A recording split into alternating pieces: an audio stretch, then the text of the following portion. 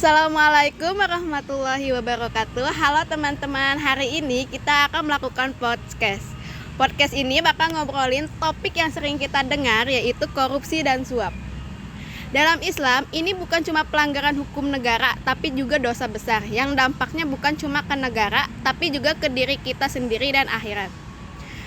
Di sini saya sebagai moderator, nama saya Rafa Syakirina Valerian. Dan saya di sini ditemanin dengan 4 kakak-kakak yang cantik. Boleh dikenalin namanya? Assalamualaikum, nama aku Cika Syakwila. Halo, nama aku Namita Odila Iswandi. Halo, nama aku Syahda Nabila Mulia. Nama aku Nabila Tasyakim. Oke.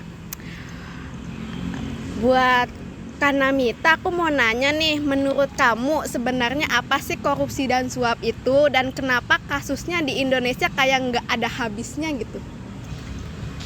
Oke, sebenarnya korupsi dan suap itu seperti yang kita tahu ya, dengan hasil dampak-dampaknya. Korupsi itu adalah penyalahgunaan wewenang yang dimana hal itu untuk mendapatkan keuntungan pribadi atau kelompok. Sedangkan kalau suap itu adalah kegiatan memberikan uang secara berlebih gitu loh, untuk kita bisa mendapatkan privilege yang kita inginkan gitu ya. Dan gitu itu sih. bukan merupakan hak kita gitu.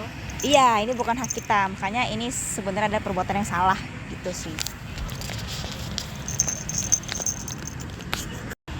Berarti korupsi itu bukan cuma uang ya, soalnya kan banyak di Indonesia yang korupsinya tuh bukan cuma uang aja gitu kan?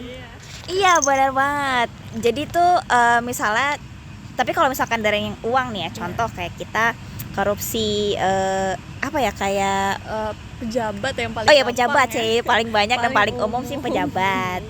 Dan biasanya juga terjadi di lingkungan sekitar juga. Iya, Contoh kayak ada organisasi yang kecil pun kadang juga suka ada yang korupsi, atau enggak dalam tipis. kehidupan masyarakat pun juga ada gitu ya. Menurut kamu gimana nih? Ya, kalau korupsi itu sebenarnya bentuknya bukan cuma uang kayak yang tadi Namita bilang. Kayak kalau dari masyarakat itu banyak, kemudian semakin ke atas juga semakin besar dampaknya, semakin besar nominalnya kalau uang, dampaknya juga makin besar. Kalau yang umum di masyarakat itu kan pejabat-pejabat di negara gitu kan, suatu negara. Itu pejabatnya bisa korupsi itu udah nggak jutaan lagi, tapi udah triliunan, udah miliaran kayak gitu. Iya. Dan dampaknya pun wah, itu zolim banget, itu jahat banget, karena masyarakat kecil yang kena, masyarakat haknya pun diambil sama mereka. Dan mereka tuh ngambil semua kekayaan itu tuh buat kekayaan diri sendiri dan beberapa pihak tertentu aja. Terus kalau misalkan selain uang, itu sering banget nih kita lihat kayak Indonesia kan udah lumayan bagus infrastrukturnya, kayak udah banyak trotoar gitu. Trotoar itu kan haknya pejalan kaki, haknya pesepeda mungkin, atau haknya orang-orang yang jalan di pinggir jalan gitu, olahraga misalnya. Tapi banyak banget orang Indonesia tuh yang ngambil haknya para pejalan kaki itu, kayak trotoar yang harusnya buat jalan, buat orang Jualan, istirahat. orang jualan di sana dibikin tenda-tenda, terus warung-warungnya tuh barang-barangnya dikedepanin semua tuh di trotoar, jadi kan pejalan kaki nggak bisa lewat. Itu juga udah termasuk bentuk korupsi. Ya, aku setuju sih sama yang tadi kamu omongin sama ya tentang korupsi itu. Terima kasih ya buat Kak Kwila dan Kak Nami. Boleh buat dalilnya itu kayak gimana ya Kak Nabila? Ini pegang. Saya juga nggak apa-apa. Kalau dari dalil itu serius banget dalam Islam ya. Korupsi itu dan suap itu termasuk jelas haram, dan juga karena termasuk itu memakan harta dengan cara batil.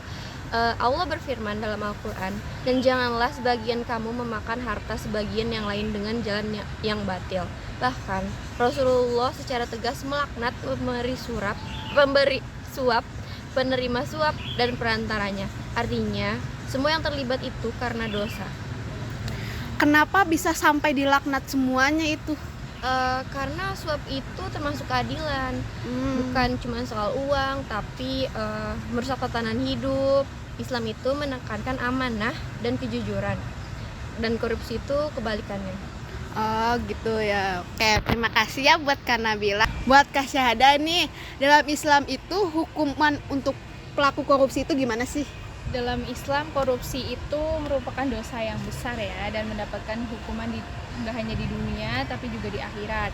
Hukuman di akhirat itu bagi pelaku korupsi itu disebutkan dalam Al-Quran dan hadis. Dalam Al-Quran Allah berfirman, innalladzina yaquluna amwalal yatama zulman innama yaquluna fi butunihim naro wa sayaslawna sa'iro, yang artinya sesungguhnya orang-orang yang memakan harta anak yatim secara zalim sebenarnya mereka itu menelan api ke dalam perutnya dan mereka akan masuk ke dalam api neraka yang menyala-nyala.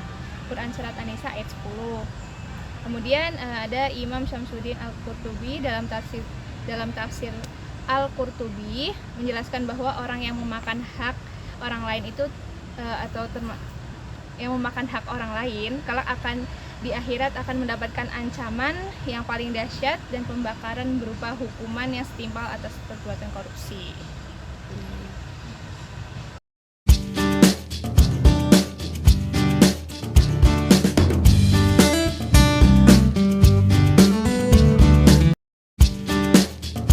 Oke, sebelum kita penutupan nih, boleh dong kakak-kakak kasih satu kalimat pesan dari korupsi tadi dong.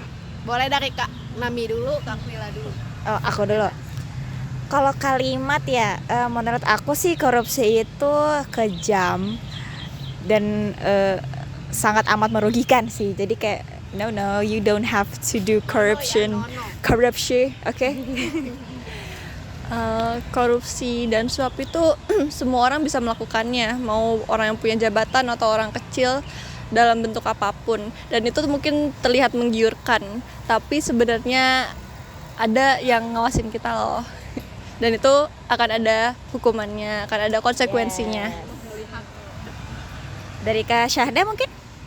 Kalau menurut aku korupsi itu seperti berkhianat ya, berkhianat kepada orang-orang yang telah mempercayainya. Dan Nabila bagaimana? Kalau dari aku sih jujur itu berat, tapi itu jalan yang diridhoi oleh Allah. Masya Allah. Benar sih. Terima kasih. Emang harus gitu deh. Oke, kesimpulannya berarti kita sebagai manusia itu pasti bakal banyak godaannya, tapi jangan sampai kita terjerumus ke jalan yang salah seperti korupsi dan suap tadi. Bahwa hidup ini bukan hanya dunia saja ya, teman-teman. Oke, semoga obrolan hari ini bisa jadi pengingat buat kita semua supaya selalu jaga amanah dan integritas. Terima kasih sudah mendengarkan kami. Wassalamualaikum warahmatullahi wabarakatuh.